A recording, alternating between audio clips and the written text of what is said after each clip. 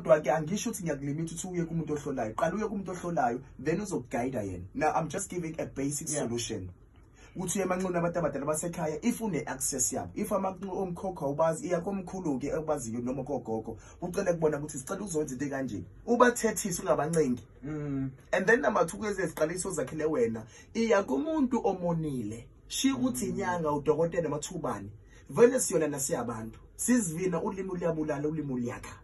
Iya kumuntu omonile uxolise ngendlela yona uzithobe ukuthi mdala moncane akusho lutho lokho uxolo oluxolo ngoba nginqane ngingakathi ngingakwazi ngiqalekise impela kuvela iphele yonke na umdala ungakwazi ukuthi ungiqalise ngimncane impela mingabe saqhubeka iphambili. So nje ama solutions la ukuthi ke la ozakhele wona noma kuthiwa mhlawumbe ke nje uma mesho ukuthi if udlisa indoda wakuthi ayihambe ekhaya igcine ekhaya lakho shiya lo into leyo ishiye. So nje the best solution ukuthi iqaliso zakhele wena nje xolisa kumuntu zithobe kumuntu sisivi then lezi ke ozizalwe nazo vele zithe uba deep noma ungangenyangeni ngoba mhlawumbe uthi uyasaba okokuqala nje thatha ihleza likambila ulomise ekhaya ukuthi awunalo lomile ulomise bese usuyohamba nalo usuya ethuneni nothi ithuna lomuntu oyedwa wasekhathi sivila ne uphathe nempuphu le yasendlini nje nothi inhlobo yempuphu ayisholotho uyichithe phansi impuphu le uphathe ihleza lelo libeke phezulu kwethuna namkhulu mali kagogo uchithe impuphu phansi ungaphathi isibani bese usuya